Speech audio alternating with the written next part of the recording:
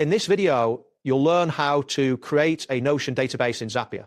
By following these steps, you will be able to automate your workflow and manage your data efficiently within Notion using Zapier's integration capabilities. Begin by navigating to zapier.com in your web browser. Once the page loads, you will see the Zapier homepage featuring options for creating Zaps, managing tasks, and accessing your account. This is the starting point for setting up your Notion database. Next, locate and click on the Create button, typically found at the top of the page. After clicking, you will be directed to a new screen where you can begin the process of setting up your Zap, which is essential for connecting your applications. After that, click on the Zaps option in the navigation menu on the left side of the screen. This will take you to a page where you can view your existing Zaps or create a new one. It is important to ensure you are on the Zaps page before proceeding. Once this appears, find and click on the Trigger option. This is where you will choose the event that starts your Zap. Selecting the correct trigger is crucial as it defines when your automation will run. Now, click on Notion from the list of applications that appear. This action allows you to connect Notion to your Zap, enabling the integration between the two services. Ensure that you see Notion listed as an option before continuing. Then click on the Action option to specify what action should occur in Notion when your trigger event happens.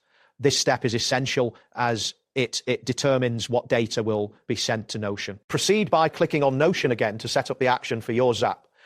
This repetition is necessary to ensure that the correct app is selected for the action you want to perform. Next, click on the second Notion option to configure the action event. This is where you will define what specific action will take place in Notion, such as creating a new database item. After that, click on Trigger Event to specify the event that will initiate your Zap.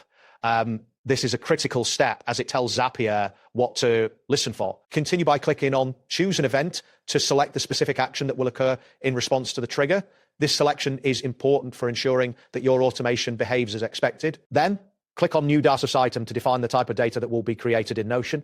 This is essential for ensuring that your Zap functions correctly. Now, click on Notion once more to specify the application you are working with. This step is necessary to maintain clarity in your Zap setup. Next, click on Action Event to determine what action will occur when the trigger is activated.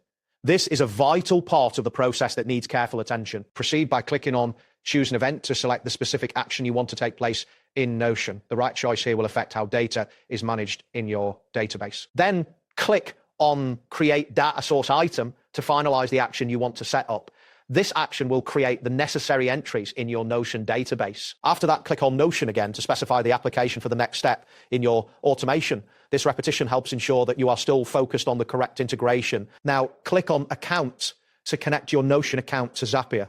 This is necessary for accessing your Notion workspace and managing your databases. Next, click on Connect Notion to initiate the connection process. You may be prompted to log into your Notion account if you're not already authenticated. Then click on Notion again to confirm the application you want to connect.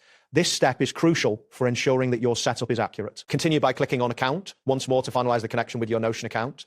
This will allow Zapier to interact with your Notion databases. Next, click on Connect Notion again to complete the authentication process.